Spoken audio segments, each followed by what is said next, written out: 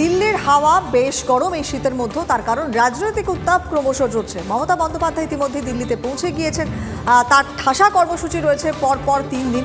এই সমস্ত কিছু নিয়ে আমরা আলোচনা করব। আমাদের সঙ্গে আমাদের দুই সহকর্মী জ্যোতির্ময় এবং সৌরভ রয়েছেন।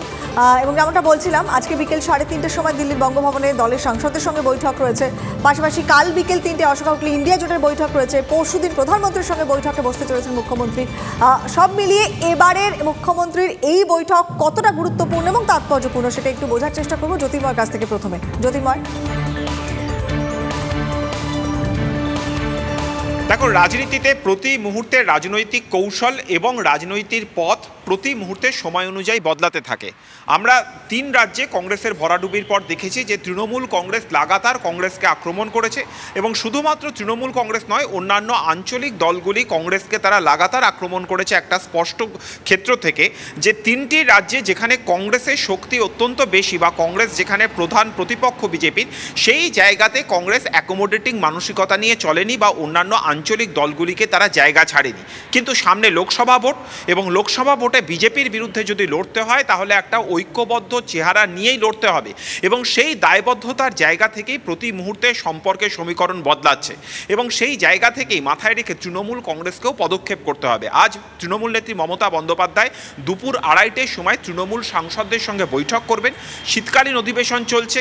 এই শীতকালীন অধিবেশনের একেবারে প্রথমে শুরুতে আমরা 6 তারিখ দেখেছিলাম যে মল্লিকার্জুন খার্গে 3 তারিখ রেজাল্ট বেরোবার পর 6 তারিখ তিনি একতরফা একটা ইন্ডিয়া জোটের বৈঠক ডেকেছিলেন, যে বৈঠক হয়নি। মুখ্যমন্ত্রী মমতা বন্দ্যোপাধ্যায় কলকাতায় দাঁড়িয়ে তিনি প্রকাশ্যে মুখ খুলেছিলেন, সেই বৈঠক ভেস্তে যায় এবং খার্গের ডাকা নৈশভোজের বৈঠকে যায়নি তৃণমূল কংগ্রেস।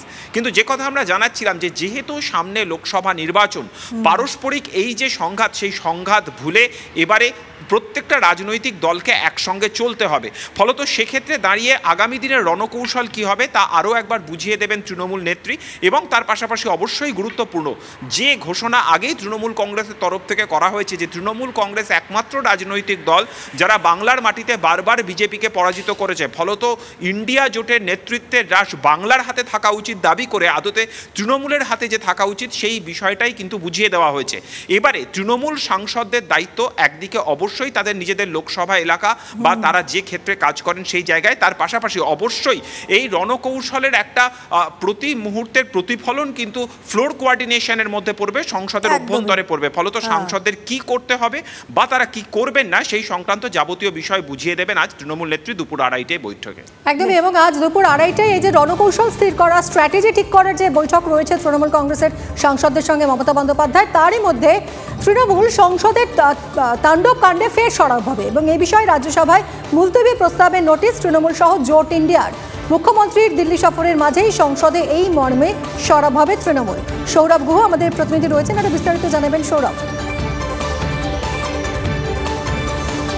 দেখো, সংসদের ভেতরে এবং বাইরে বিভিন্ন ইস্যুতে সরব হবে তৃণমূল কংগ্রেস সহ জোট ইন্ডিয়ার বিভিন্ন দল। ইতিমধ্যেই জোট ইন্ডিয়ার 20টি দল একযোগে সংসদে হামলা ইস্যুতে মুলতবি প্রস্তাবের নোটিশ তারা দিয়েছেন এবং এই ঘটনাকে নিয়ে যে 2 কক্ষেই তারা সরব হবেন তা নতুন করে বলার অপেক্ষা রাখেন না।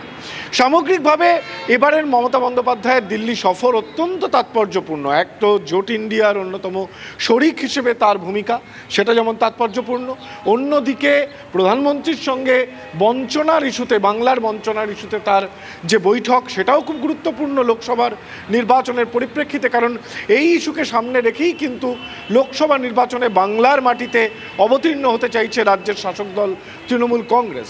এবং আমরা দেখেছিলাম পাটনায় যে জোট ইন্ডিয়ার বৈঠক শুরু হয়েছিল, সেখানে মমতা বন্দ্যোপাধ্যায় ছিলেন, সেখানে বিজেপি বিরোধী দলগুলো দানা বাঁধতে শুরু করেছিল। ব্যাঙ্গালোরের নাম পেয়েছিলাম আমরা জোট ইন্ডিয়া, এরপর মুম্বাইয়ে আমরা পেয়েছিলাম কেন্দ্রীয় স্তরে 14 জনের স্টিয়ারিং কমিটি। এবারে যে জোট ইন্ডিয়ার বৈঠক আগামীকাল হতে চলেছে তাতে 3টি ইস্যু, কমন মিনিমাম প্রোগ্রাম, যৌথ প্রচার, যৌথ প্রোগ্রাম এবং সিট শেয়ারিং, বিভিন্ন রাজ্যে রাজ্যে সিট শেয়ারিং।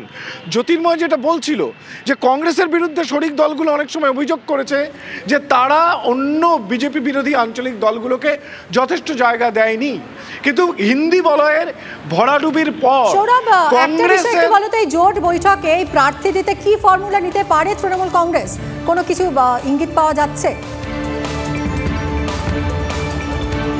দেখো, মূলত জোট ইন্ডিয়ায় দু তিনটে বিষয়, এক হচ্ছে যে সিট শেয়ারিং, কংগ্রেসের সঙ্গে অন্যান্য বিজেপি বিরোধী দলগুলির কি সম্পর্ক সমীকরণ হবে সেদিকে একটা ইঙ্গিত পাওয়া, যৌথ প্রচার, যৌথ কর্মসূচি এবং কমন মিনিমাম প্রোগ্রাম, এই চারটি জিনিসই কিন্তু এবারের ইন্ডিয়া জোটের বৈঠকে একেবারে শীর্ষে রয়েছে।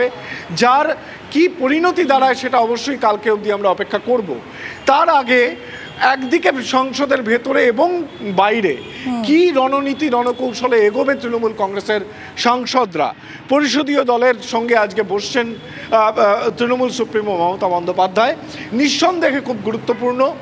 তার দলের তরফে, ইন্ডিয়া জোটের তরফে এবং বঞ্চনার ইস্যুতে প্রধানমন্ত্রীর সঙ্গে তার যে বৈঠক হতে চলেছে তার ফলাফল কি বেরোয় তার উপর কিন্তু নির্ভর করবে আগামী দিনে তৃণমূল কংগ্রেস কি কর্মসূচিতে যাবে বাংলার মাটিতে।